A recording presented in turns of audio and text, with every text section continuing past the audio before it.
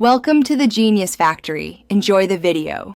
You'll begin by ensuring the TV and Apple TV are powered and on the correct HDMI input.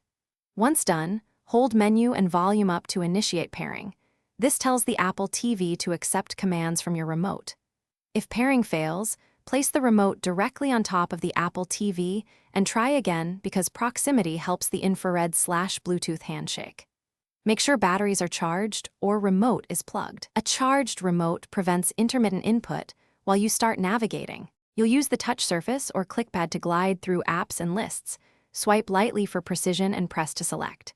Once you master that, hold select on an item to open contextual actions. This saves time versus multiple navigation steps. For long lists, press and hold the edge of the touchpad to accelerate scrolling, then lift to fine-tune. Make sure to adjust volume mappings in settings if the TV volume doesn't respond. Customizing button behavior tailors the remote to your setup. You control media with quick presses. Tap to play or pause, swipe to scrub, and use skip buttons for chapters.